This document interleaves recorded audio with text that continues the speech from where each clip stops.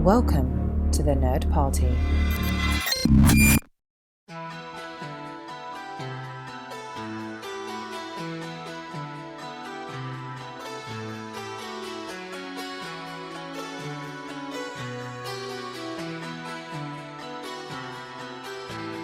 Hello and welcome to an actual real-life episode of Missing Frames. With all of the Superman content in there, you thought it was gone forever, but I told you it was coming back, and here it is, happening right now for your ear holes. I am your host, Shawn Eastridge, and it's a big episode because we're coming up on Halloween. We got to celebrate with some horror movies, and, you know, it's been a minute since I've done a Missing Frames episode. It's been a minute since I've watched a great horror movie, and it's also been a minute since we had a little John Carpenter love fest. So I figure why not bring back the two people I know who love Mr. Carpenter the most. We've got Brad Gullickson in one corner. Welcome back, Brad. My favorite color is blue. And we've got John Mills in the other corner. Welcome back, John. Not exactly sure where this car is going, but this road sure seems familiar. We've done this a couple times now. I feel like this has accidentally become one of the many traditions of Missing Frames. John and I used to have a tradition where we could only watch sequels together, which was accidental. Yes. Brad has been on every milestone episode, every 10th episode where it's like number 50, number 60, number 70. That was accidental. It became a tradition. This is yet another accidental tradition in that I think I want to say, Brad, you introduced me to Big Trouble in Little China. Correct. And that was kind of like, all right, John Carpenter, Brad's a huge fan. That was fun. I had a great time. And tremendous success. You liked that movie. I enjoyed that movie, and it's my fondness for it has only grown in retrospect. And then it will continue to grow through the years. Yes. And John, I think with you, because what's funny is we have all at one point in our lives worked together, not at the same time, but Brad, you and I Yep. worked together at Barnes & Noble, and then John, you and I worked together. But I remember the first time I'd seen John Carpenter's The Thing, I wasn't that bowled over by it. But then John, I don't know if you recall, but our dear friend Craig Sorrell of Words with Nerds fame, he had a screening at his house. I want to say like it was probably 2013, 2014. Was it one of his bed sheet screenings? Yes, I want to almost leave it with no explanation. I just want people to just You were actually snuggled up in the bed, projecting it onto a bed sheet that you were just holding up with your arms. Whatever pops into your mind when you say bed sheet screenings is exactly what I want the listener to visualize. But that was, I think, the first time I watched The Thing, and I was like, oh my God, like what was like one of those wonderful magical moments where a movie you'd kind of dismissed, you're like, wait a second, this is actually one of the best things I've ever seen. So John, I knew you were a big John Carpenter fan. And then we brought the entire group together for, I think not a John Carpenter film, but like a John Carpenter franchise, if we can call it John Carpenter's franchise. But we watched Halloween 3 season of The Witch, which was a true delight. And then I think, was it last year that we did Escape from New York and Escape from LA? Yeah.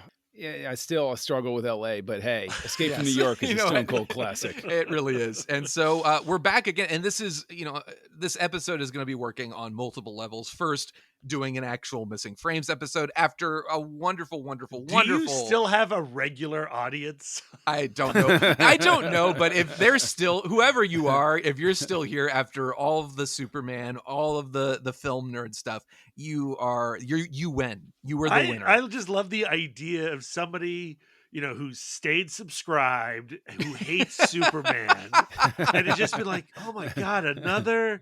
But then suddenly, like through the heavens, the upload, proper Missing Frames episode, and it's in the mouth of madness. And you know what? I'll say this. I am not, I won't say I'm done with celebrating Superman. I can never be done with celebrating Superman, but it's about time to, like, I've missed just like watching a great film. This is, as you said, in the mouth of madness. I have never seen this. you two have, and I'll get your stories in just a second. But I really this has been on my radar for a while. And, I was telling you guys that my wife and I, when we started dating, we just had this tradition every Halloween where September, October, we would just marathon horror movies, and we would do this, I'd say for a straight decade. And then I want to say maybe in the past couple years, I don't know if it's just because we have a 4-year-old now and we can't just put horror movies on in the background. We just haven't had that same passion for marathoning and watching horror movies the way we used to. And so I've been feeling that kind of emptiness. I've been missing the missing frames concept and wanting to do something great and crazy to bring it back. And it just seemed like a good fit. We've got a new 4K remaster, I think, coming out soon. This is a similar situation to the Escape from New York episode, where I think I was being tempted to purchase that 4K, and I was like, let me watch and see if this is something that I do indeed need to pick up at some point. So again, just bringing it all full circle. Now I want to get to your personal stories. We know you're big John Carpenter fans, but John, we'll start with you. What do you recall about In the Mouth of Madness? And you mentioned you'd seen it in theaters when it was released. Oh, yeah. Yes, I saw it in theaters when it was released. My brain defaults to thinking I must have seen it with Joey, because that was the time period in my life where he and I were going to a lot of movies together. But it's possible that I saw this with a girlfriend at the time. Probably when I do the proper rewatch, the memory will come flooding back, because I'm pretty sure I saw this at Wheaton Plaza. And so that would have definitely made it Wheaton Plaza 11 that I would have seen it in, which means that either girlfriend at the time or Joey would have been in consideration. So I know that I saw it there at Wheaton Plaza in the movie theater. I remember seeing it, and I remember at the time having a reaction that was not sure how to react to it, but I have revisited it a fair number of times since.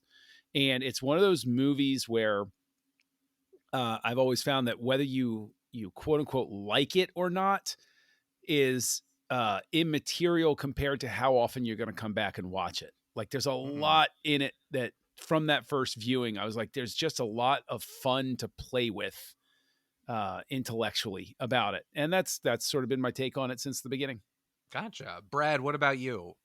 I also saw it in the theater back in 1995. I was 15 years old. I saw it at Centerville Multiplex in Virginia.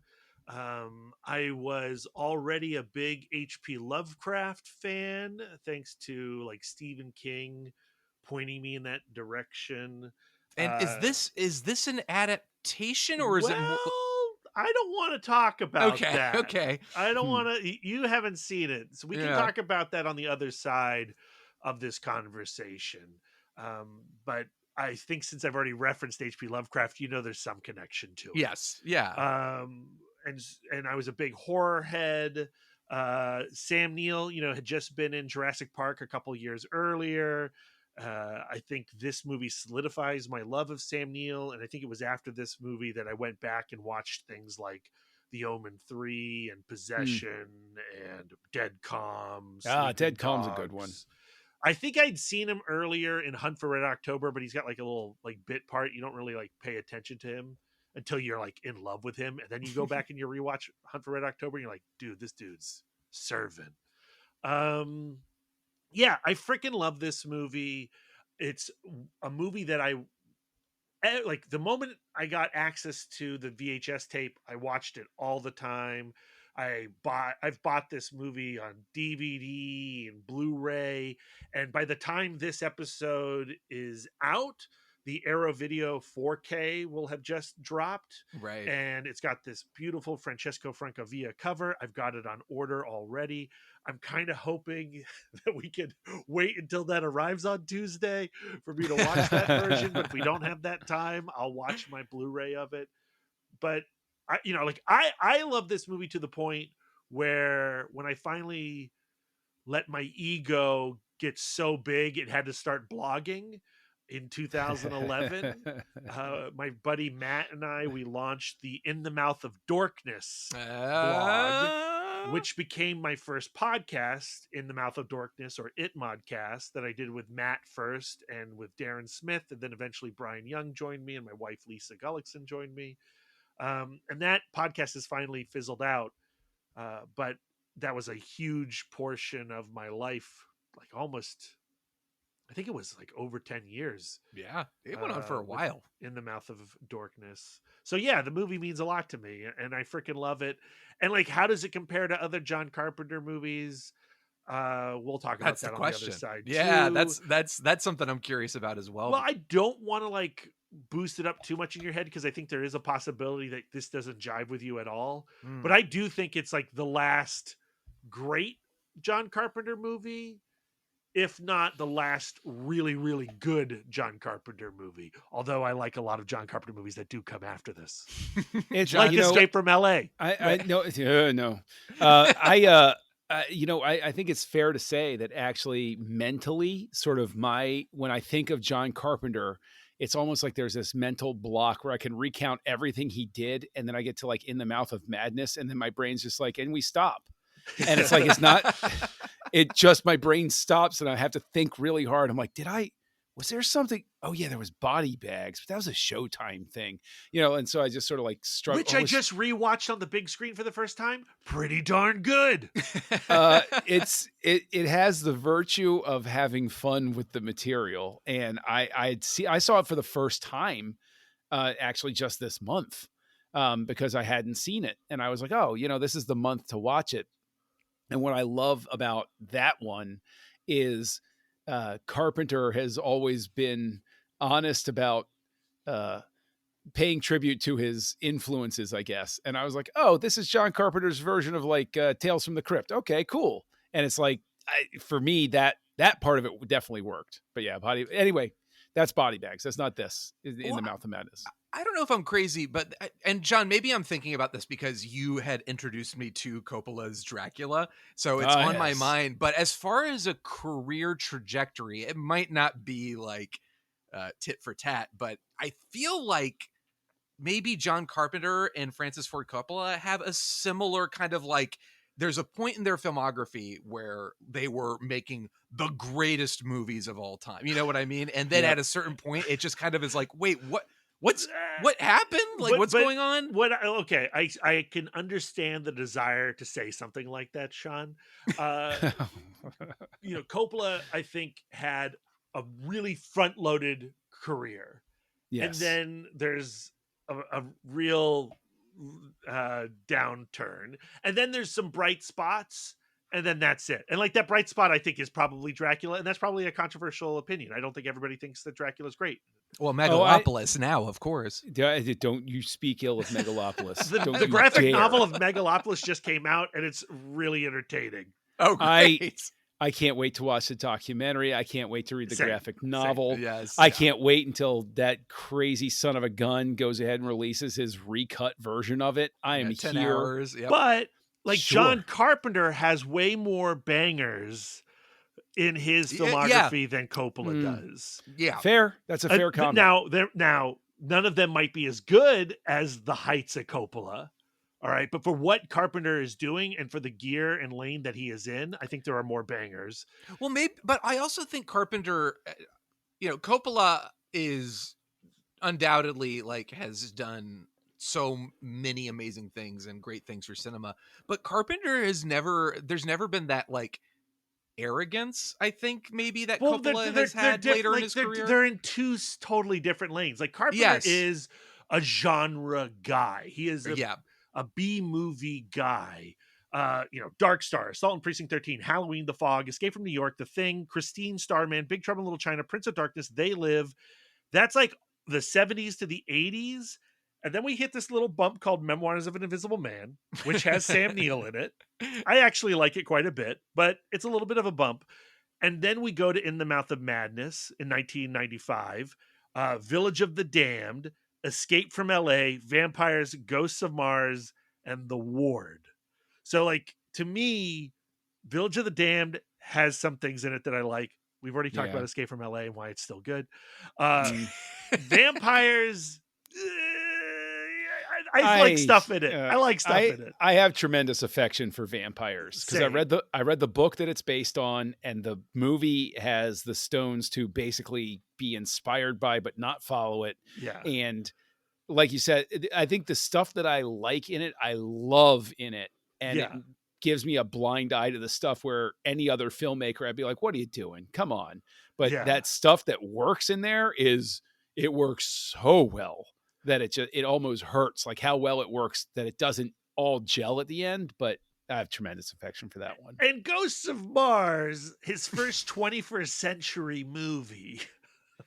Still have never seen it because I've heard so many things about it that I'm terrified to watch it. Okay, so we got to come back in 10 episodes. Yeah. There you go. 10 episodes. Write it down. It's a date. I think what excites me about In the Mouth of Madness and what has intrigued me about it is, I've seen trailers. I've seen, of course, like that infamous shot of Sam Neill, like in a straitjacket covered in like drawings. And I've been so fascinated by it because I've always been fascinated by like psychological horror where the protagonist starts to get kind of pulled into this convoluted world where reality no longer applies and he no longer knows what's real and what's not. I don't know when did Jacob's Ladder come out? Was that around the same I think it's time? a little earlier. Earlier. That was definitely earlier. I want to say that was late 80s. I think it's 89 or 90. Yeah, it's 90, like 1990. Okay, 90, So I wouldn't say Jacob's Ladder is like one of the greatest films I've ever seen, but I just love that vibe. And I think John Carpenter, for the most part, at least, and correct me if I'm wrong, but up to this point in his career, his horror was much more visceral. Like the thing kind of Dude, I don't think you know what this movie is. Yeah. But like this will be a fun one. Okay. So but like what has intrigued me about it is like Halloween and The Thing. It's like there's a monster, there's a thing that's killing people. And this feels, at least on the surface level, like looking at it from without having seen it, more. I say psychological, not like as in like this is going to be like Jacob's Ladder in terms of identical, in terms of thematic stuff, but that vibe of somebody going crazy and not sure what his reality is. Shawn, do you know that this movie, John Carpenter considers the ending of a trilogy of his films? No, I did not. Okay. Do you want to know what the other two movies are? Yes, please. So he thinks it's the third film in his Apocalypse trilogy that begins with The Thing and Prince of Darkness. And where do you guys stand on Prince of Darkness? Isn't that another controversial one? I think Prince of Darkness is pretty great, but it's a mid-tier Carpenter film. It's been a long time since I've seen it. I need to revisit it. It's been a very long when I saw it, it was when I was a much younger person, and it was on some, I want to say it was like a cable TV presentation or something. So I've never seen it in the proper aspect ratio or fully. I don't think I've ever seen it fully beginning to finish, but I remember it was very unsettling. It's like upsetting. There were specific, there were parts of it that I was so like, it's one of those core memory movies where it's like, you don't really remember all of the details, but you've been afraid to go back and revisit it because you're like, I have a very, specific feeling tied to it. It's like going back and watching, like I did not too many years ago, going back and watching like the original Friday the 13th. Like I remembered seeing it as a kid and I didn't remember all the details, but it terrified me. And then I rewatched it to show it to my kid. And I was like, this movie's boring as hell. And it's like, I don't want that to happen. So. Right. I gotcha.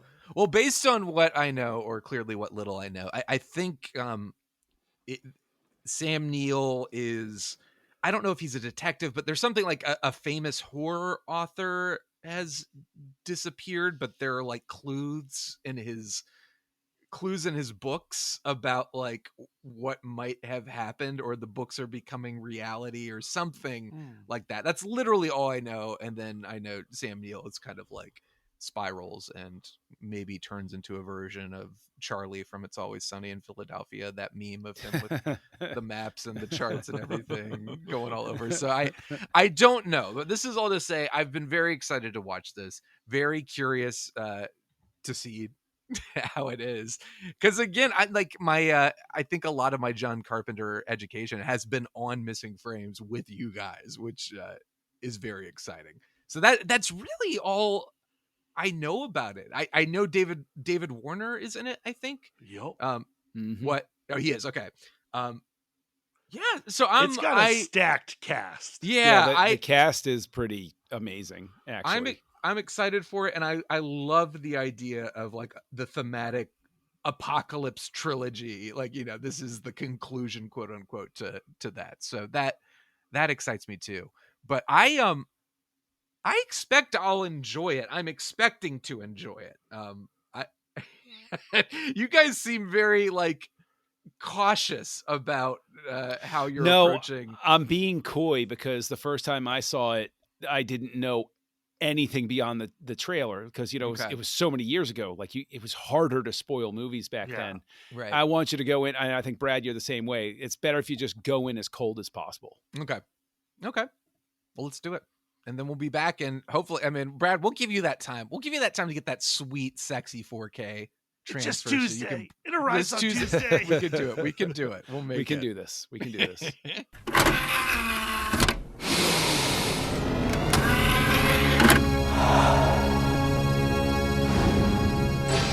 Now available to own on video cassette. All right, we are back. Gentlemen, you are both sitting down, I hope. I am sitting down. I am talking to you through a tin can, and I'm ready to receive whatever you're going to say to us. I am sitting in the theater watching this play on the screen. I adored this movie. Yeah, yes. Of course you did. Let me tell you what. Not only this is historic for Missing Frames. Not only did I adore this movie, I watched this movie twice. Yes. I watched it. It was on the Criterion channel. I watched it on there after we recorded part 1. So I recorded a week ago because I was like, I can't wait to watch this. I can't wait for Brad to get his grubby little paws on this 4K on Tuesday. So I'm going to watch it right now. I did get the 4K. I did not watch it on 4K.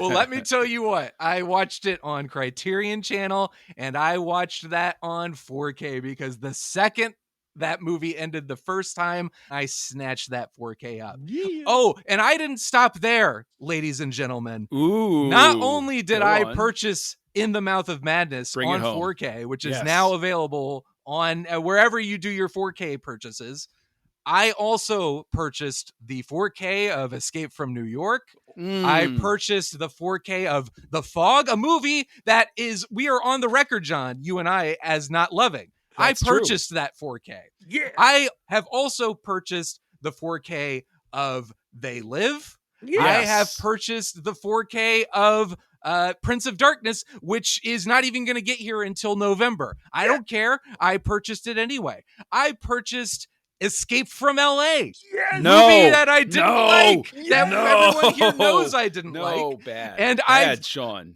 Too far. I purchased Village of the Damned. Ooh. I purchased Vampires. I have also keep going.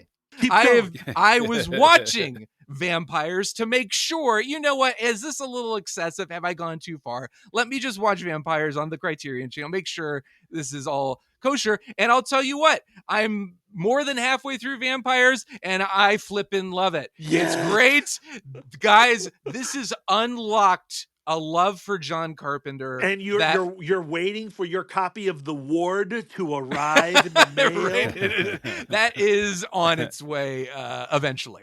But this is unlocked. It's all thanks to In the Mouth of Madness, which was everything I wanted it to be. You guys made me feel like I was crazy. Maybe that was part of like the meta podcasting. I was written that way. You wanted to make me feel like Sam Neill. You wanted me to feel like I was going crazy. Now I did, what I predicted was basically this is a guy whose reality is shifting and he's slowly going insane. That's all true. That's not the movie, but it is like that is kind of the movie. Not only that, you made me feel crazy for comparing John Carpenter to Coppola, just in terms Mhm. of like kind of the weirdness of his filmography's trajectory. And I was watching the interview with John Carpenter's wife, whose name escapes me at the moment, but one of the first things she says in this interview is like, you know, who my husband reminds me of, who I've also worked with, is Francis Ford Coppola. There you And go. so on many levels, my Screw brain us. is exploded. But also you don't know how hard it was not to post, not to share things on the socials. I didn't want to give anything away because this unlocked an obsession. And Yes. I don't know that I don't know that either of you have been in a position where the movie you've introduced me to has been like, oh my God, and then like caused a situation like this. But when I get in Halloween 3, we came close of again. course, you Remember. came very, very Remember. close. But you know, I when I get obsessed with something, and it goes with movies, it goes with music, anything. I am just like, I want to live in this world. I want to absorb everything this artist has. So it's like, if I'm obsessed with Prince, I'm listening to Prince and pretty much nothing but Prince. Right now, my brain is like, I am buying all this. I am watching all the John Carpenter.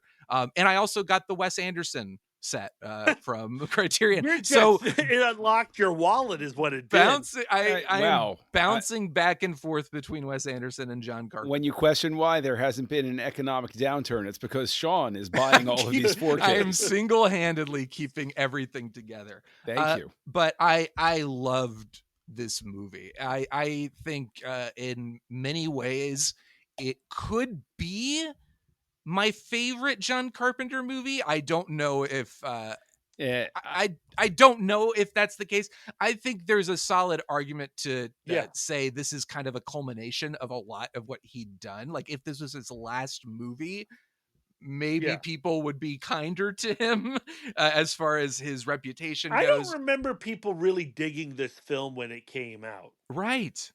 yeah. Like, I could be wrong, but it I was feel like You're not no, wrong. It was an audience splitter for sure. Yeah. I was there. So no, was I. yeah, no, I remember even with me, like, this is a weird movie. Shawn, I'm so happy to hear your reaction because this is a movie I've struggled with over time where it's like, when I first saw it in the movie theater, I was like, like I had that loyalty to Carpenter where I was like, I couldn't outright criticize it as much as I wanted to. And then I watched it this time. We'll double back. I want to stay focused on like your reaction and everything like that. But I didn't post my reaction. You know, I posted on Letterboxd that I'd watched it and I was like, oh, did I change my rating or whatever? Because I went back to I logged the last time I watched it, which was a little over 5 years ago.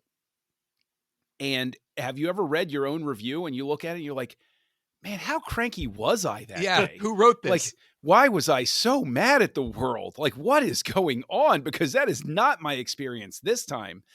And it's funny because this is probably the best reaction I've had to this movie the entire time. And the thing is, it's always been one of those movies where, like, even when I wasn't on fire about it, I would come back. I would make reference to it. It's almost like there was some little kernel of my brain that was like, no, you're just being a jerk. Just come back to this. So it's great hearing you react so positively right out the get-go.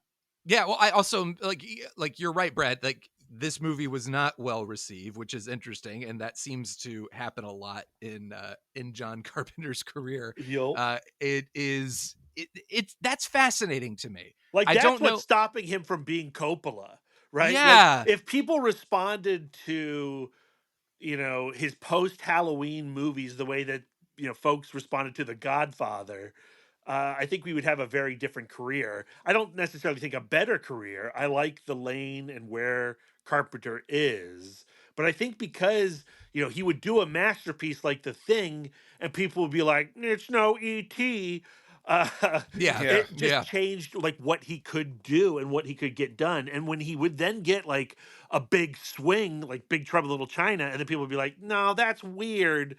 You know, he just never got that like A level budget again. Yeah. It never happened. And it was really, I can't imagine how dispiriting it is, especially a movie like The Thing, which I think...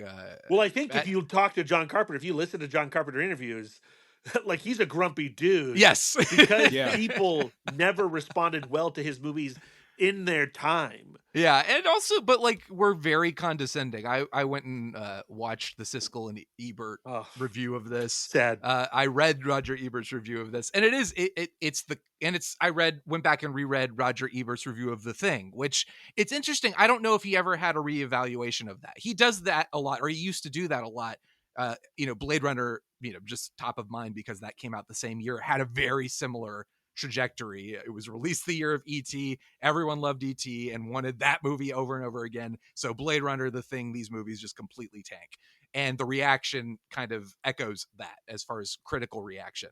And Roger Ebert went back to Blade Runner. His original review was like very mixed. Then he kind of watched it again and was like, I see a little bit. And then eventually like he declared it, I think he wrote a third or fourth review where he was like, nope, this is a masterpiece. But all I could find was his 2.5-star review. It might have just been 2-star review of The Thing, basically saying like, oh, he's only interested in gore. And that's essentially the gist of his In the Mouth of Madness review, is the like, oh, he's so interested, or he's less interested in ideas and more interested in monsters that come out and grab you. And I was like, I don't get that at all. Like No. That's one of those scenarios in which Roger Ebert is a critic who I really, really admire and respect. And also he's written stuff where I'm like, you are legitimately wrong. Like it's, I don't know how you got that from this movie. I think a lot of his reactions to David Lynch films are similar, where you're kind of like, did you watch the movie? He does have an aversion, or did have an aversion, to some extreme violence. Yeah. And I think there were some exceptions, but for the most part, if you went pretty gnarly, he would check out. Yeah, and I think that maybe John Carpenter with The Thing kind of got on his bad side. And then at this point in Carpenter's career, I think he had been relegated to like, oh, the B-movie schlock, which is not really what he was making. He was making gold. And it just took time because it was not the right time, which happens so often with films and great filmmakers. It takes time to get to that point, but it still kind of shocks me that this one failed to like connect with the critical community. And I'm not so surprised about audiences, because audiences are fickle, but there's so much creativity here. There's so much fun stuff here. A lot of people, as far as the criticisms I read, kind of fixate on the Stephen King comparisons and are sort of like, well, this is no Stephen King novel. But I'm it was 1994, right? So like, I'm trying to think what kind of stuff was coming out at the time in this genre. Well, okay. I'm glad you said in this genre, because I'm like, you're talking about the right timing. Right. He releases this in 94. He basically walks into a wood chipper with the movies that are coming out that are getting the critical heat. And he doesn't stand it. This is Forrest Gump and Pulp Fiction and Shawshank Redemption, just 3 off the top of the head, where it's like, yeah, that was a tough year, wasn't it? Yeah. Like he didn't stand a chance, because look at those 3 movies and it's like there's a very specific tone that everybody's responding to at the time, and this is a much more like bare bones. Not bare bones, but like it's a horror flick. It's a straightforward horror flick, and those films are like, let's move cinema forward. And In the Mouth of Madness is unabashed in what it's doing and what it wants to be. Right. Carpenter's telling a story. He's not trying to create like a generationally defining epic. He's playing around with the genre, right? And he's playing around with fandom. And he's stuffing this movie with so many good that guy actors. Yeah. Yeah. Isn't the one guy isn't it Vigo from Ghostbusters? Vigo the Carpathian. Yes.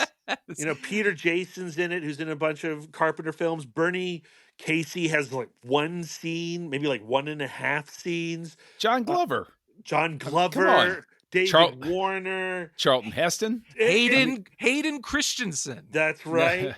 I recognized him without having to look. I was like, "That's Hayden Christensen." His first movie, if I recall. Yeah, it is. So it's a stacked cast. But I think you're right, John. I think this came out, and you know what? Didn't New Nightmare come out in 94? Yes, that was also 94. So this is the era of, and I'm thinking more about Pulp Fiction. Like Shawshank and Forrest Gump are kind of like classical storytelling, and they do some really amazing things. But for the most part, it's pretty straightforward. But Pulp Fiction, I think, kind of exploded cinema at the time, and like, oh, look at all the crazy, amazing, gimmicky, cool things we can do now with storytelling that we're seeing in a fresh new way. And then you have New Nightmare as far as horror is concerned. But did New Nightmare even do well? I don't know if it did that well, but it did well critically. It did okay, and critically it was well received. I mean, like it's unquestionably, you look at New Nightmare and you know exactly where the horror genre is going to go, and Wes Craven is the one that's ready to take it there. Right? Yes. It's pointing us straight towards Scream. It's self-aware and ironic. And In the Mouth of Madness is earnest and not ironic. It's doing some I think it's got all that stuff. I think it's super meta. I do think there's a lot of irony in it, but I also think there's a lot of earnestness in it too. I don't know if that earnestness is in New Nightmare, and certainly like it's not necessarily seen as hip at this point in time. Like I think you could lose your mind trying to figure out why In the Mouth of Madness didn't connect at the time, but it just didn't. But it connected now, Shawn. You've watched it. Let's talk. Let's go to the beginning of this movie. Let's go to the insane asylum. Let's go to Sam Neill, Jurassic Park Sam Neill. Fresh off Jurassic Park, fresh off the success. I think he literally got off the plane to shoot this movie, and they were like, "You realize Jurassic Park's a huge hit?" And he was like, "So, really? Talk to me about watching this movie for the first time. Talk to me about that opening scene. What are you thinking? What are you responding to? When do you start to fall in love with the movie?" Immediately, because the opening credits, the score is a banger because John Carpenter is it's great. Carpenter doing Metallica. He wanted the rights of Inner Sandman, couldn't get it, and he's like, "Well, I don't need it. I'll do my own."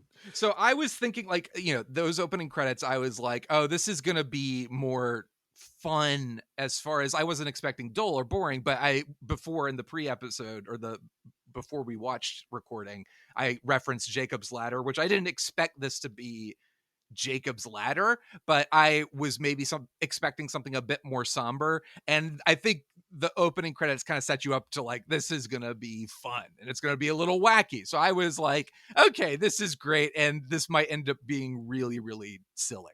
But I think just the striking nature, what I've realized is I just love a premise where it's like one guy against the world, like the whole world has gone insane and this one guy is the last sane person left. I tend to really gravitate towards that story germ, like that germ of an idea.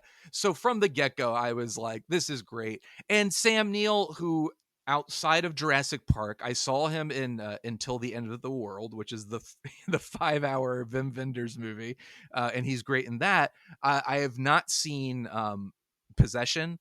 I need to, and I don't know that I've seen. Wait, have you seen Hunt for the Wilder People? Oh, I have seen that. Yes, he's great in that. I mean, yes. come on. Dead Calm. Dead Calm, I haven't seen. Yeah, Nicole Kidman and Billy Zane. So I think Sam Neill was the way in, and I was like into it. I loved what Carpenter was doing with the tone and the vibe of the movie, the makeup that he's wearing, like to show that he's completely lost his mind. He's so filthy, and also just him being like that unhinged, like just and having seen him primarily as characters who are kind of controlled and maybe in hectic situations, but like, sorry about the balls. Yes.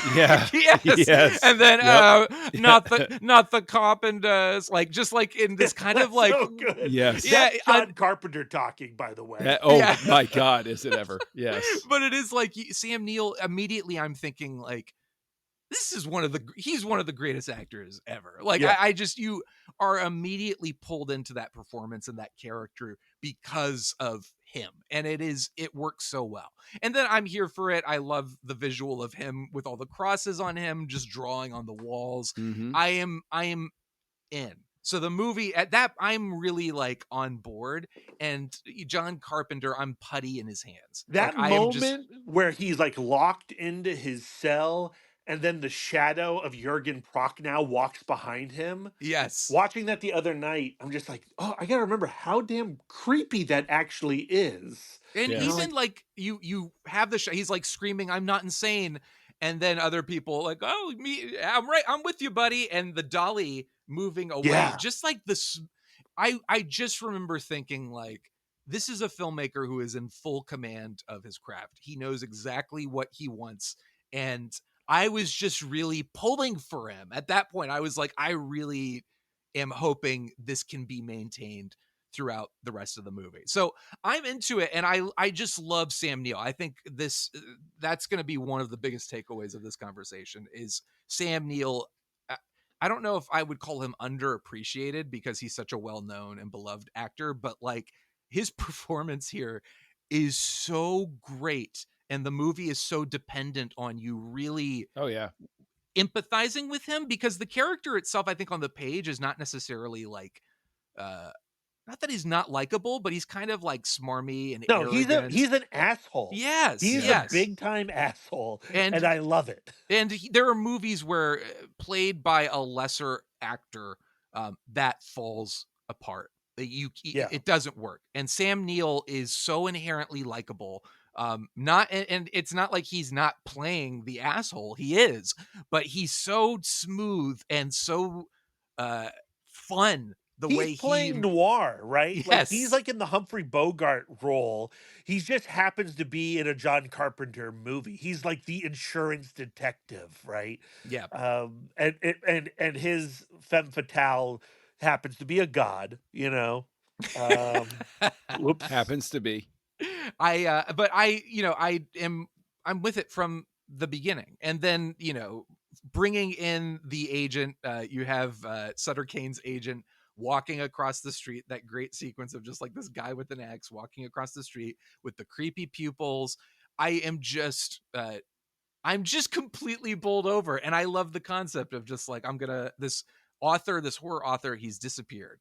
And Yeah, Sam Neill, I don't know why but like I'm again, like to me, what is so successful about In the Mouth of Madness are the character actors, the one scene moments where they're giving it all, even though they have really nothing to do with the plot. Like Peter Jason pulling this scam on Bernie Casey, trying to steal this money, even though he's given all the stuff that he claimed in the insurance fire to his ex-wife. Like that film noir setup, like all of that is so good. That's a whole movie right there in yes. 5 minutes, and then then an axe murderer shows up. Right. Yep. But it's all like it's expertly shot. It looks great, and it's just so well done. And Carpenter at this point, what number of film is this? 10? Like what are Something we at like here? that. Yeah. Yeah, so Yeah. I mean, he's made his whole career, he understands how to like play an audience's strings and really hook you. So like you have that axe murderer scene,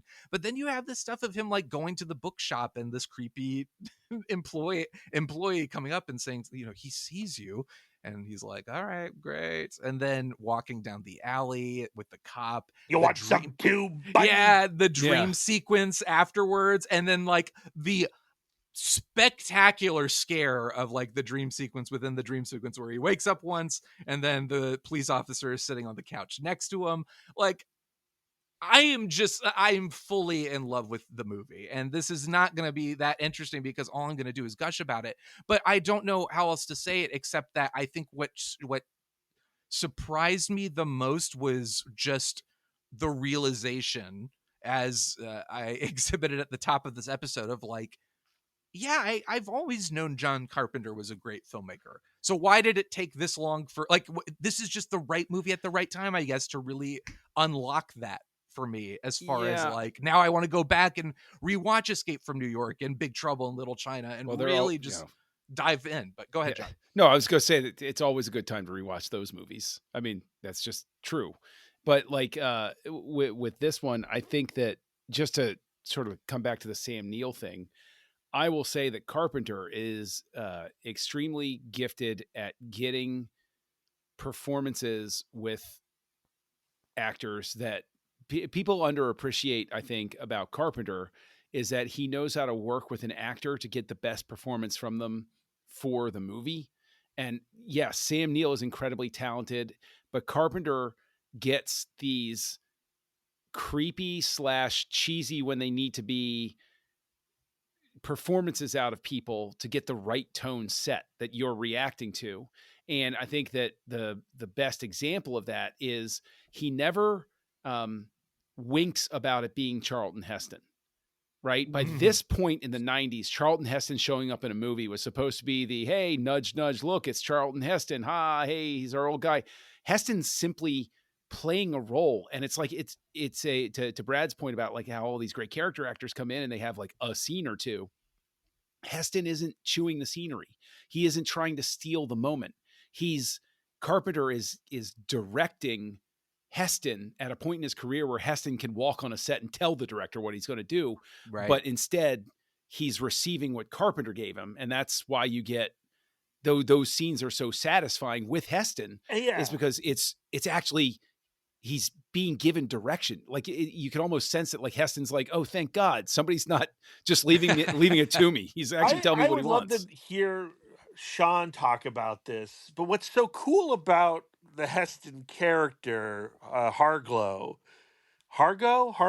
something like that. Yeah, Harglow. Harglow. What's cool about him is the first time you're watching it, he is a little sinister.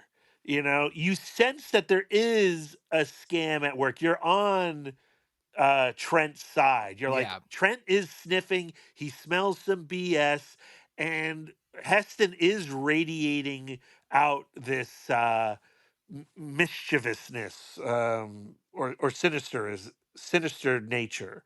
Right. And then what's great about the film is it reveals that, like, yeah, he was going to scam Yeah. the people, Right. but also Sutter Kane did become a god, you know? Yeah. Yeah. And I just love the concept and like kicking things off with that, like, all right, well, I'm going to go to this town unless you have a problem with that. And you won't have a problem with that, will you? No, I'll go. And, but Styles is going to go with you.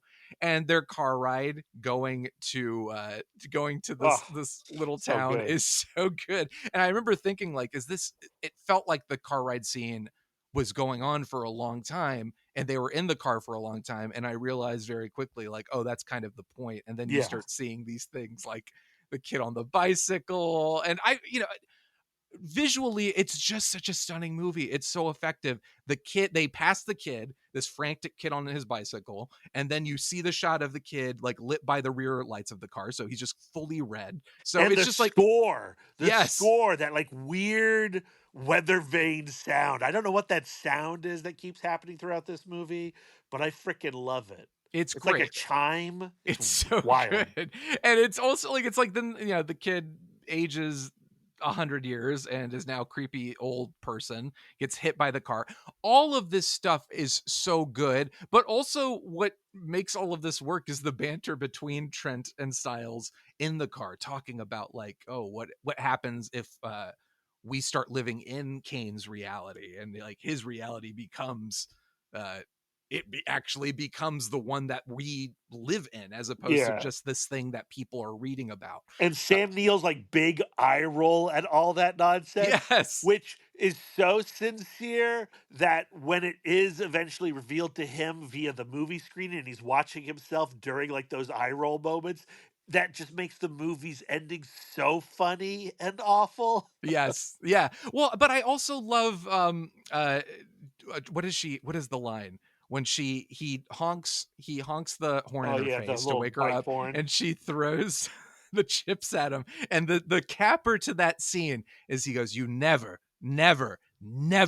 throw chips at a driver," which is one of the greatest lines in cinema, I think. But I just like the humor of it. Sam Neill is fully game, but then just the weirdness of like what's going on, where are we going, and suddenly we're not on the road anymore, we're in the sky, and like I'm here for that. I'm all here for that. And suddenly we're in this town and it's idyllic, but now we're seeing creepy children and dogs running around that only Styles can see and John can't see them. And yeah, like I'm just like gleefully into this, and I'm just like, yep, keep it coming.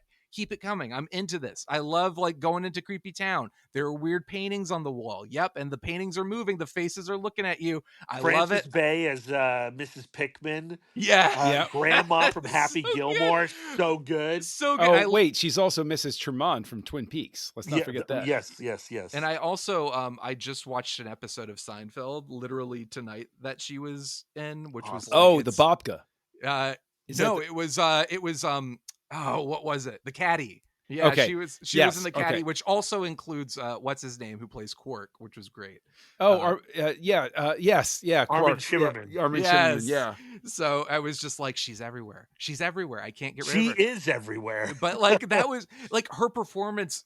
There's so much stuff of like the way Carpenter frames her. Like there are shots where she's just looking directly at the camera as it pushes into her, where it, her eyes are like bloodshot. And When there are her rings. naked husband is revealed to be handcuffed to her leg, when I saw that as a 13-year-old or a 14-year-old, man, did that bother me. Oh yeah, but I cackled because Yeah, I sure. was like, this is so in line with this film. It feels like visually it's going to throw so many things at you that you're not expecting, and they're all going to work. It's going to be weird and creepy. The second time I watched it, I literally told Sarah after my first viewing, I was like, the 4K is on its way, and you are watching this with me. And she said, like, which I think. I don't know if I fully agree with, but she's like, this feels very like David Lynch. And I don't know if I completely agree, but I think what she meant was just like that kind of walking the fine line of comedy and pure terror. I would also say that it does like the Blue Velvet thing, Yeah. the Eraserhead thing, where it's like, look at this idyllic town, white picket fences. Yeah, there's a demon here. Yeah. Right. This old lady is the Thing's offspring. So yeah, like don't trust the suburbs, man. Yes, exactly. So I think that's what Sarah was kind of latching on to. And I think more so, and I cannot tell you how excited I am to go back and watch all of these films, like watching Prince of Darkness and others that I have missed. But In the Mouth of Madness feels like it is in that realm of like you're living in the ever shifting mindscape. Like you're not quite sure, why is this happening? What am I seeing? Am I actually seeing it? Is this what's happening? And I just love those kinds of movies where they're not only messing with the character, and when you have somebody as enjoyable and as entertaining and engaging as Sam Neill giving a performance that's this like unhinged, and he's like, it's comedy, but it's also, he's terrified and he's confused. But like, I am so here for that. I love when the filmmaker is like, and I think that the woman's husband being handcuffed to her ankle is a great example. I love that stuff because it's just like, what is this? Why is this happening? And I can just feel like John Carpenter, like, I know it's really weird, isn't it? And just like, that's what it felt like the whole movie. So I am into it. I am trying to like figure out like, what is going on? Where is Sutter Kane? Like, why are they suddenly in a new reality? And my hopes going into it were kind of like, I think I was originally expecting Sam Neill's character to become so enthralled with this world that it kind of slowly drives him insane in the kind of Jacob's Ladder way. Like, Jacob is, or I don't know if that's a character's name, right? In Jacob's Ladder? I hope it is. I Whoever, don't think so. Tim Robbins. I don't think so. Tim Robbins, his character's name is Ladder, and Ladder starts to see things, and people. It's been a while since I've seen that movie. He starts to see things, and like everyone's like, you're crazy. I just like, to me, it's wild how much since the beginning of this episode you have referenced Jacob's Ladder.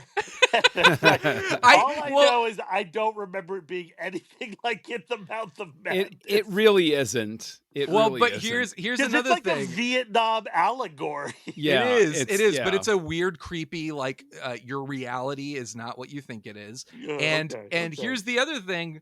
Get ready for this. This is the same thing as the Coppola thing, Brad. Okay. I went on IMDb, looking at the trivia, when it pulls up like movies similar to this, the first thing that pops up, Jacob's Ladder. So I just want to say I'm not crazy.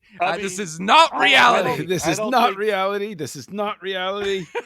That just sounds like confirmation bias. It could be. Maybe. I mean, our phones are all listening to us. It's probably just like, all right, Shawn really wants to. Oh, I'll advertise this sale on another 4K of John Carpenter's. I think they're out of 4Ks to advertise to you though, so you're in the clear for a little while. I bought the only copy of Village of the Damned on 4K that exists. You could have in the just world. ended after the words I'm "Village of the surprised Damned." you haven't seen Village of the Damned, given your Christopher Reeve love. And you know what else? It's the same thing as with Sam Neill. I have not seen Christopher Reeve in anything other than Superman. Oh, you haven't seen Death Really? Trap? No, I haven't seen Death Trap. What's Oh, the one where he gotta- plays the priest? I haven't seen that remember the either. name of it. It's not good. Yeah. It doesn't sound good. Yeah. But I it's the same thing. And that's Somewhere in Time. That's partly, I haven't seen Somewhere in Time either. That's partly why I think I was willing to take the plunge, even though I know Village of the Damned. Even John Carpenter is kind of like, that was kind of a work for hire. I'm like, oh, hey, Christopher Reeve, I've not seen, I think it was his last film before his accident. I've not seen him in anything else. So I'm like, Superman, what's a way to bring Superman into the John Carpenter obsession? Boom, Missing Frames is not done with Superman, and Superman is not done with Missing Frames. It always comes back to Superman. But I feel like I'm just doing a play-by-play of this film. But I would love to know what you ultimately think is being said by this movie, if anything at all. Yeah, I think part of the criticism the movie got is feeling like it should be saying something. It right? definitely is. Yeah, Ebert. Well, I think Ebert misconstrued what Carpenter was going for and assumed like this movie has nothing on its mind, which I don't think is the case. As far as what I think it's going for, I think there's an interesting idea here about what reality is and what happens when the masses decide their reality is the reality. Well, we'll give up. To me, it's like, it's not that. It's we'll give up their reality to somebody else, to an ultra charismatic individual. Yeah. Right. Like, and you fall in love with a thing because you've been, parasocially connected with them, or you've been watching them on TV, or you've read all the books. And suddenly you're like, well, this is my life. Like, this thing I will follow into my own oblivion. Yeah. Like, In the Mouth of Madness has only become more relevant as time has gone on and America has marched towards its future. Yes. Yeah. I think I think Ebert was close and went off on, he went kind of askew.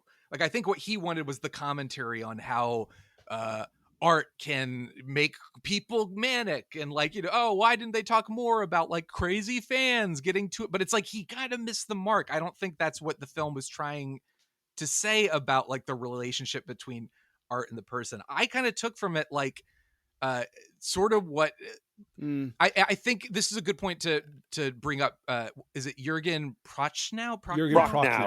Prochnow. He's amazing as Sutter Kane. This is a potentially scene chewing villain role, and he chews scenery in a subtle, sweet way that is not over the top, but genuinely like charming and sinister in equal measure. But quiet. And that he's so powerful. He doesn't need to, scream like James Woods. Yeah, he is very much like, wow, this is just what's happening, and I am a god now. You're gonna really like my ending. Keep reading. Exactly. And I was so impressed with that performance, but I think he talks a lot about like reality is what I make it. And I think there is a very interesting idea about somebody in a role of power being able to instill their ideas into the masses that are like, yeah, you know what? Yeah, I like this guy. I agree. I think though that there's actually, something, in another dimension that I latch onto with it in terms of, what you're talking about with fandom and art and those sorts of things, more along the lines of, this idea that he has this monologue at one point where he's like, religion isn't working anymore because people weren't believing in it enough. Yeah. But people believe in my stuff enough. Yeah. And so I think right there is, you know, I mean, Carpenter didn't write the script, but obviously every director puts an imprint in it. But I think Carpenter is the right director to look at what he's been through in terms of like, you know, Halloween and stuff like it's his reality got defined by what people loved. And so there's almost, I think, a sense of frustration on a Interesting. personal level from Carpenter where, you know, he's like, you know, he's trapped by his own invention, but the Sutter Kane character embraces it and is like, you know what? Screw it. In for a penny, in for a pound. I am going to Right. take control of everything. Right. And I'm it's going to so make the money. I'm going to embrace this role, and then I'll right. also become your god. So it all works out. Well, and then when you see online forums arguing about what you know, what to think about movies and books and stuff like that now, I mean, the crowds make even more sense, right? Yes. So, Yeah. you know, I think that's why the movies maybe become more relevant, but I don't think this is it's so hard to say because, you know, I have the benefit of hindsight and I have the benefit of like having seen Carpenter's trajectory in a way that people when this movie came out hadn't had or weren't able to see.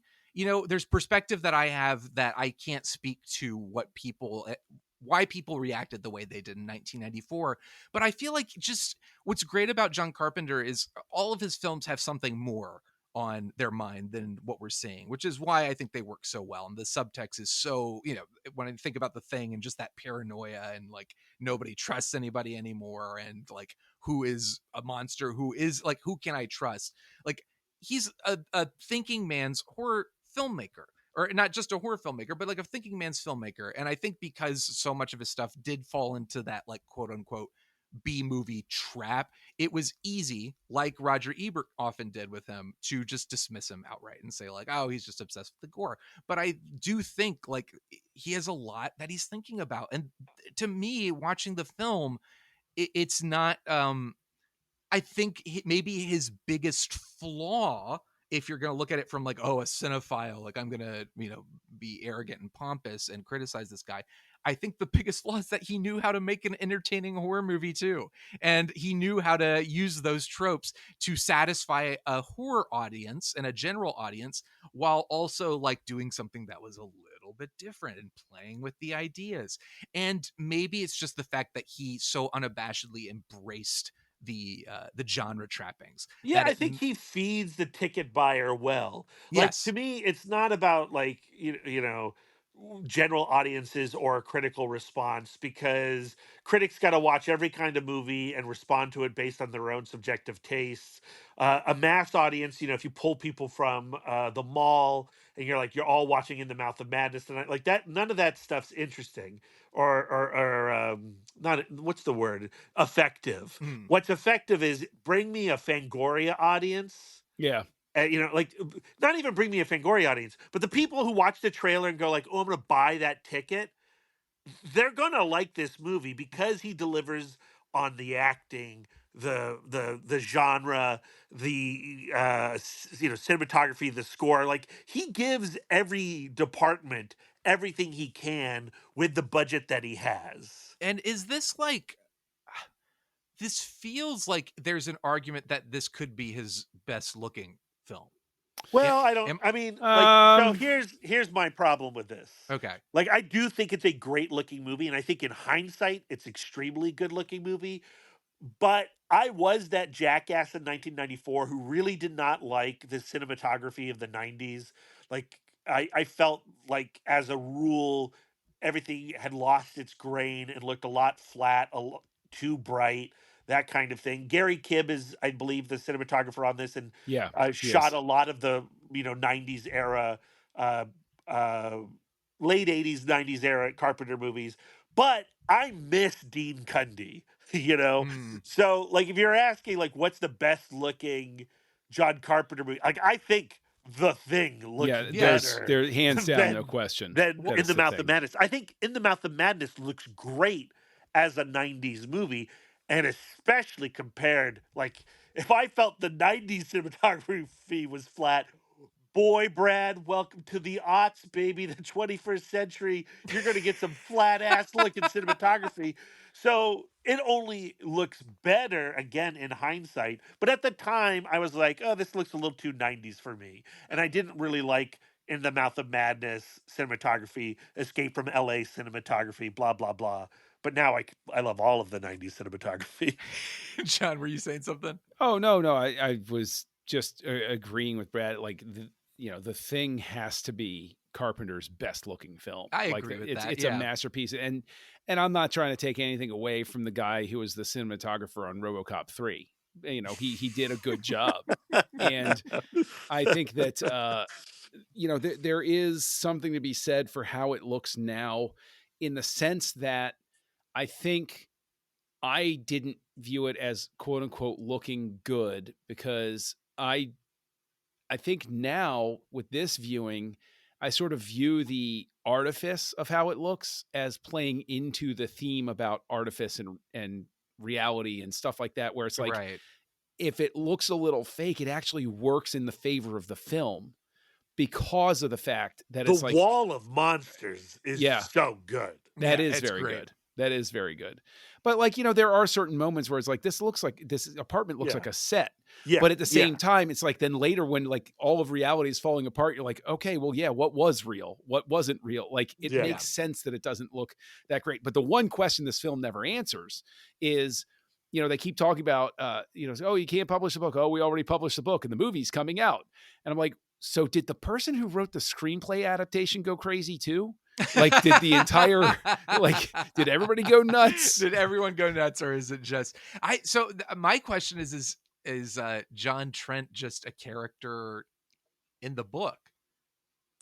So like my read on it is reality is being written and rewritten. And not like a movie was never actually made, it was written. Right. Mm.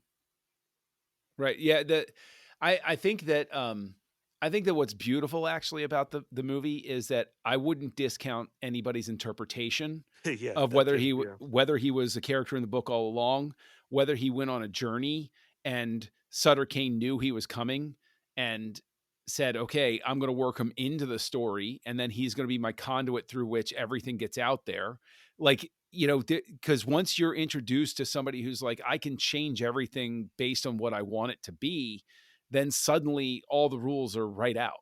And, yeah. It's like, oh, okay, well, there you go. All I know is I want to read a Sutter Kane book now. Yeah.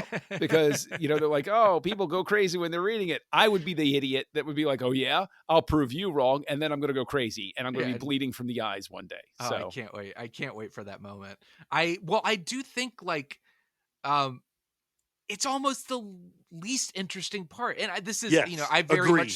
very much subscribe to the David Lynch philosophy of like, I'm not going to explain it to you. I don't want you to know what the ending is. I don't want to know who the thing is, if it's Keith David or Kurt Russell. I don't care really. It's almost like the moment of him in the theater at the end, just the sheer absurdity at the end of all of this. He's watching the film of In the Mouth of Madness and just cackling away, Brad, like you were saying. Like, he's just like, I can't believe this. And like, just, I don't need really to know. It's like, well, what was his role in that? It's interesting to talk about and think about, but to me, it's almost like it's irrelevant. Like, I am just like here for the feeling. I'm here for like, what does this movie evoke in me emotionally? What does it make me feel? And it's just like that ending is such a perfect encapsulation of that, because he is no longer thinking in that moment. He's completely lost it. He's completely feeling in that moment. There's no longer, nothing makes sense anymore. He's given himself over completely. And I think that, we talk about the release year, even though Morgan Freeman's impromptu laugh at the end of Shawshank Redemption is just one of the best filmed laughs of all time, it unfortunately overshadows what I think is Sam Neill's laugh when he loses it at the end, and the way he effortlessly just blends it into that laughter into like choking scream that can't come out sort of thing. Like that is some masterwork, right? Yeah. Stuff right there, because to your point, Shawn, that ending, you have to nail it in order to make everything work. That's got to be the bow that ties it all together. And Sam Neill just absolutely ties it all together with that. Agreed. And there was apparently a version where like maybe there were going to be like tentacles popping out of the popcorn bucket, like, oh, the monster got him, or like Styles was going to show up behind him and kind of like wrap her arms. And I'm so glad they didn't do something like that. I'm so glad it's just focused on him. He's alone in the theater. He is just like, it works so well. And it does feel like, to me, like that's why I think I was so shocked that people were so dismissive of it. That doesn't feel like a stereotypical horror movie ending. It's a bleak ending, but it's also like a funny ending in a weird way. Like it's like a wacky ending, but it's a thoughtful ending. And you like what I knew watching that scene when it smash cuts to the end credits. I was like, that's one of the best endings of any film I've ever seen. Like I knew it immediately. I didn't have to think about it. And moments like when did I tell you my favorite color is blue, and then the shifting to all, but there are creative things in this film that show that Carpenter is working on a meta level, but he's not like bragging about it. And that I think is so impressive, because it's not that I don't love Scream. I think Scream's amazing, and I love Wes Craven, and I think New Nightmare is great. But there is like a level of winking and irony to that, whereas this is like Carpenter understands the tools of the trade and is using them to tell this weird meta story where realities are not quite what we know them to be. And I just think his filmmaking technique and the thought process that went into this is so obviously deeper than the way that critics were dismissing it. It just makes me feel like, well, they just didn't like John Carpenter. They just at this point developed this. I mean, like it's fine because I don't, he doesn't like a lot of things either. So everyone is entitled to that. But I do feel like we were talking in the before. But watch. like the movie is fun, but it's not a blast, right? Like it does end with the end, Yes. Like it's like when you leave the theater, you're not like, well, I am high-fiving, but not everybody's high-fiving, I just like, whereas like with Scream especially, but New Nightmare too, like there's a little bit more joy, a little bit more comedy leanings in those films with its meta-ness, whereas there's funny stuff in this, but it's not a comedy. Well, but like, it's The Thing has a downer of an ending, but it's like that's almost makes me want to jump up and cheer when that happens. It's almost like, but I only like sickos, that. Shawn. All right, only well, maybe sickos. That's it. That's probably true. I think people who have listened this far into Missing Frames know that for a fact about me.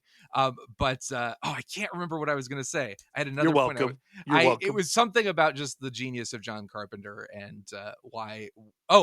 It was talking about Coppola. We talked about Coppola in the first part of this episode, and you said, Brad, you were like, the comparison as far as the filmography, what I was making the point of was, nothing is as great as The Godfather, Apocalypse Now, and then both Coppola and Carpenter have a kind of like fall from grace moment. But what you said, Brad, it was funny going back and listening to that first part in preparation. I love when my own stuff is thrown in my face. Well, you were right. And I like listening to myself. I was like, oh, I get what he's saying now.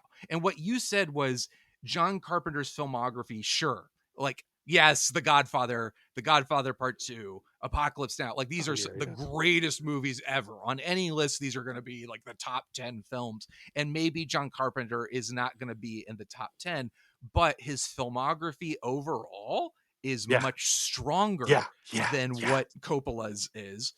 And also like for the genres he's working in, the lanes he's working in. Yeah, I like this type of throwing my own stuff. Yes, exactly. This is good. But I think that's what In the Mouth of Madness for me, as I, embark on my John Carpenter obsession, that's what it unlocked, is that realization of like, and it's weird because, again, this is coming from somebody who loves Halloween, who loves The Thing, and has enjoyed the other films I've seen. I mean, Escape from New York, I really enjoyed. Didn't love The Fog. I enjoyed Big Trouble in Little China, but there's something in this film that makes me feel like this is a great filmmaker. Yeah. And it wasn't like I didn't think that before, but this film to me feels like a confirmation that it was like, this was not just a guy like willfully hanging out in B movie land. This is like a guy who knew exactly what he was doing, but also was doing it so effectively that he made masterpiece after masterpiece. And that, I think, is what In the Mouth of Madness kind of threw back out me.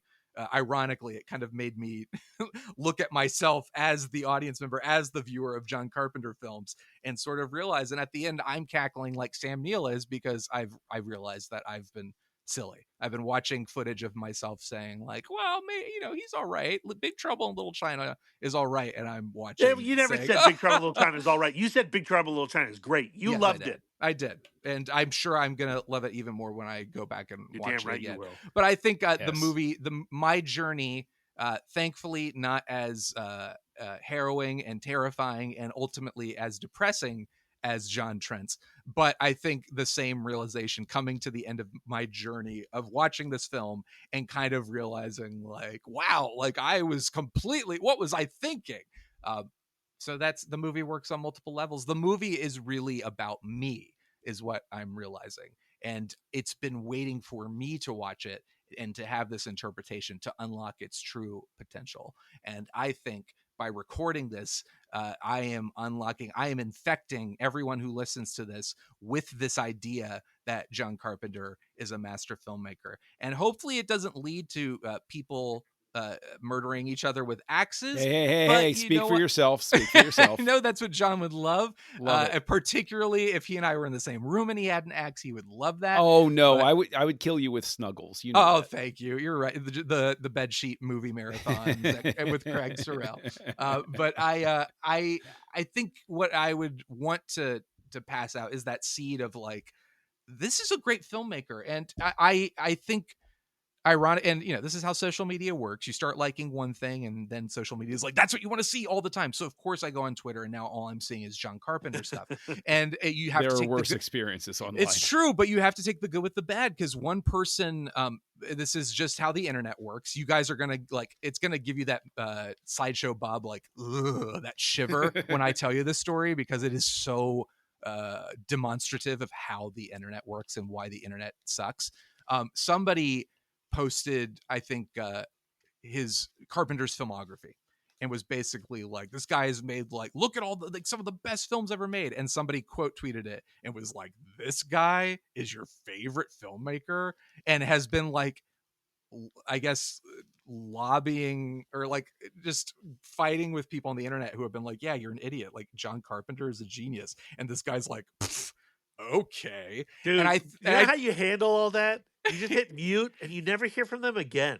But I'm okay. But I'm okay with it, because my reaction to that is the same reaction I would have to anybody saying anything about any great filmmaker, which is like, well, you're an idiot. Okay. But like, the pompousness of it is what drives me crazy. The guy's probably a bot, Shawn. He probably is. But you know what? It's just one of those things where I think what I would love for people to take away from this, and you guys have known this for years. Yeah, you're late to the party. It only took you. When did we watch Big Trouble in Little China? Was that like 4 years ago? No, it was 2017. Oh my God, 2018, because I was living in my apartment at the time. 8 years ago. So it was almost a decade ago. So it only took 10 years of concentrated missing frames conversations about John Carpenter films. Escape from LA didn't do it. Escape from LA just didn't do it. But you know what? I'm going to go back to it, and I bet I'm going to think it's a masterpiece.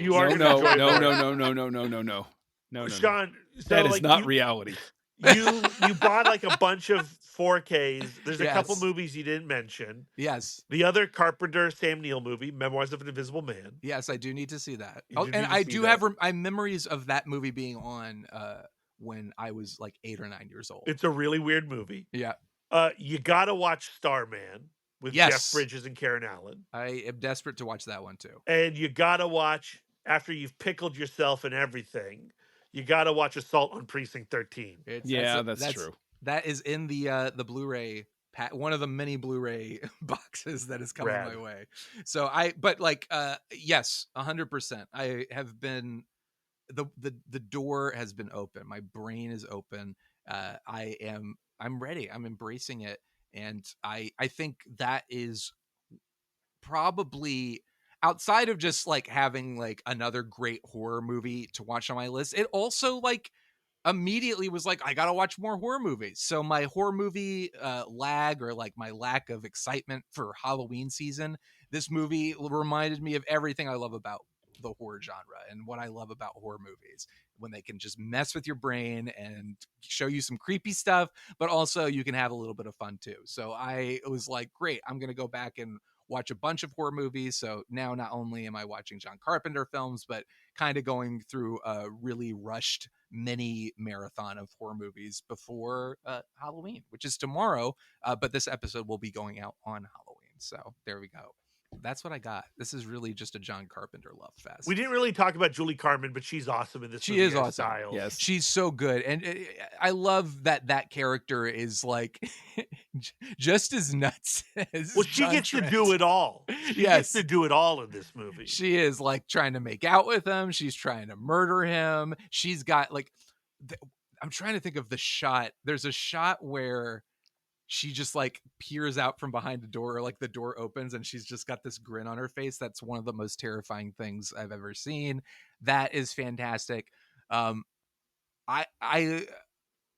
don't know what else to say. Like it's a great movie, and it feels like one of his best films. And I think anybody. It's Mommy's Day. We didn't talk It's about those Mommy's kids. The kids are great. Well, it's also like, you know, the cliche of the scary kids, but it's so good. Like when she's like, where's your parents, or who are your parents? Who do you live with?